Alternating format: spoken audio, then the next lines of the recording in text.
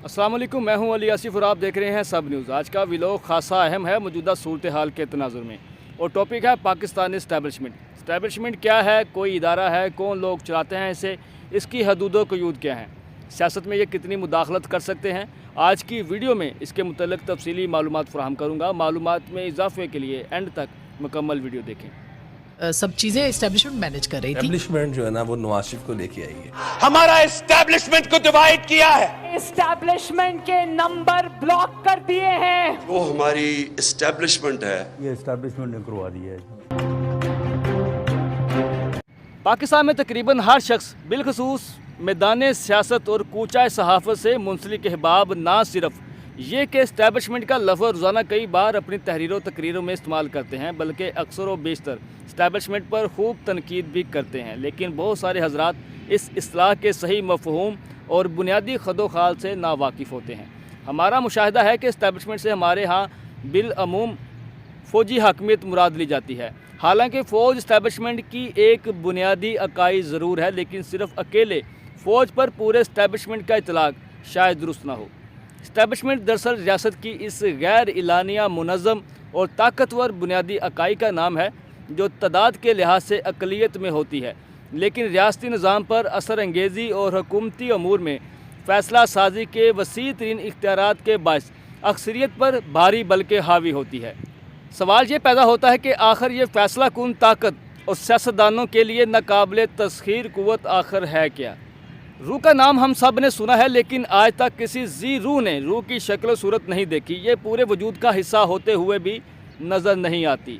बस यूँ समझ लें कि इस्टेब्लिशमेंट रियासत की रूह का नाम है, जो बज़ाहिर नज़र तो किसी को भी नहीं आती, लेकिन अमलन पूरे जिस्म के हरकत व सकनात और अफकार व ख्यालात को तकरीबन वही कंट्रोल करती है।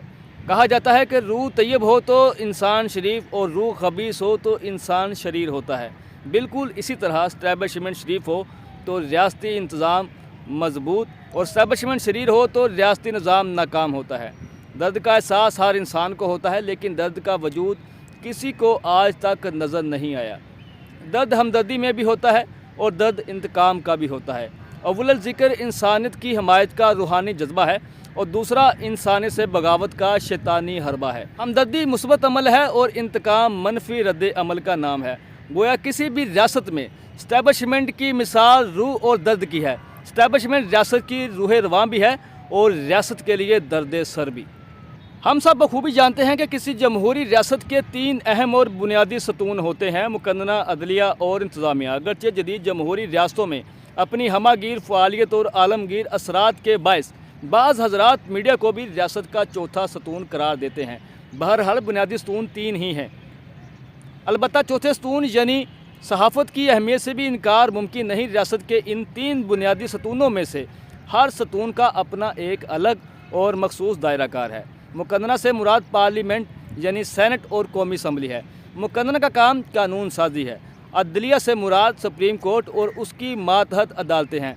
अदलिया का काम कानून की तशरीह है। इंतज़ामिया से मुराद ब्यूरोक्रेसी है। इंतज़ामिया का काम कवानीन का नफाज है। इंतज़ामिया की दो अहम जिम्मेदारियाँ और दो बड़े शोबे हैं। इंतज़ामिया का एक शोबा दाखिली दिफा और दूसरा बैरूनी दिफा कहलाता है। दाखिली दिफा से मुराद अंदरून मुल्क राइज कवानीन का नफाज और नज़्म ज़ब्त को बरकरार रखना है। इस शोबे को सिविल ब्यूरोक्रेसी कहते हैं, जबकि खारजी दिफा से रियासत के बैरूनी सरहदों की हिफाजत मुराद है।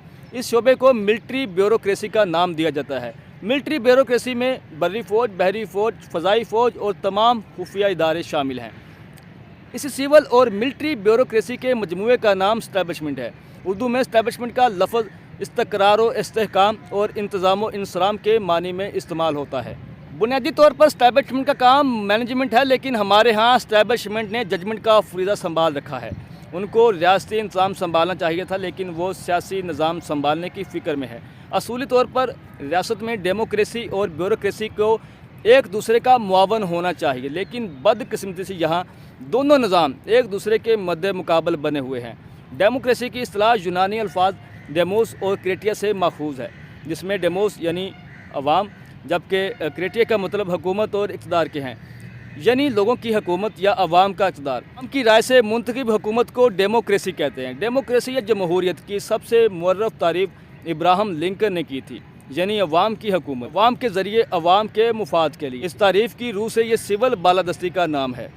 بیوروکریسی فرانسیسی زبان کے دو الفاظ بیورو بامانی لکھنے کی میز یعنی دفتر اور کریسی بامانی نظام سے ماخوذ ہے۔ بیوروکریسی کا مطلب میز یعنی دفاتر سے منسلک افراد کا نظام ہے۔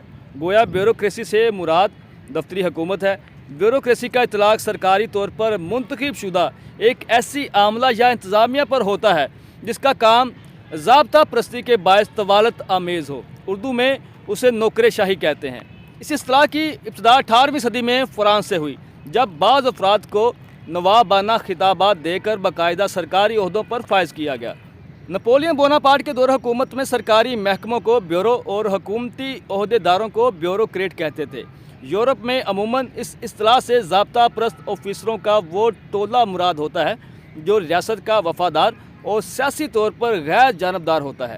ترقی یافتہ ممالک میں اسٹیبلشمنٹ سے خادمانہ صلاحیت کے حامل حکومتی اہلکار، جبکہ پس ماندہ ریاستوں میں اس سے حاکمانہ ذہنیت کے زوم میں مبتلا سرکاری کارندے مراد ہیں۔ پاکستانی اسٹیبلشمنٹ کی جامع تعریف اسٹیفن پی کوہن نے اپنی کتاب آئیڈیا آف پاکستان میں کی ہے۔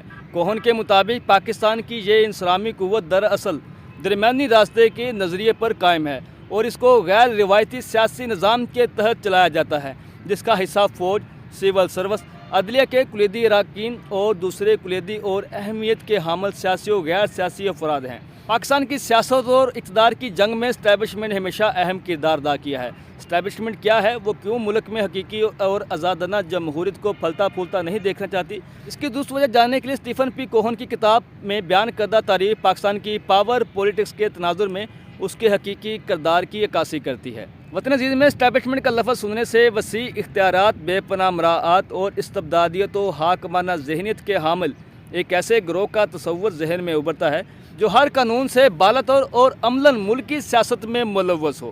ہمارے ہاں ریاست کے اصل اختیارات اور حکومت کا حقیقی اقتدار در حقیقت اسٹیبلشمنٹ ہی کے پاس ہوتا ہے۔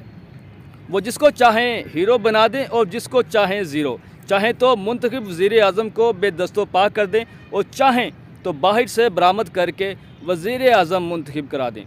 جو شخص دیانتداری سے اسٹیبلشمنٹ پر تنقید کرتا ہے تو اس کا یہ مطلب ہرگز نہیں کہ وہ ریاست کا باغی یا آئین کا مخالف ہے۔ منتخب حکومت پر تنقید ہو سکتی ہے تو اسٹیبلشمنٹ پر کیوں نہیں، لیکن تنقید برائے تخریب نہیں بلکہ تنقید برائے اصلاح ہونی چاہیے۔ ملک و ملت کو تخریب نہیں تعمیر کی ضرورت ہے۔ اسی کے ساتھ اجازت چاہوں گا۔ اللہ حافظ۔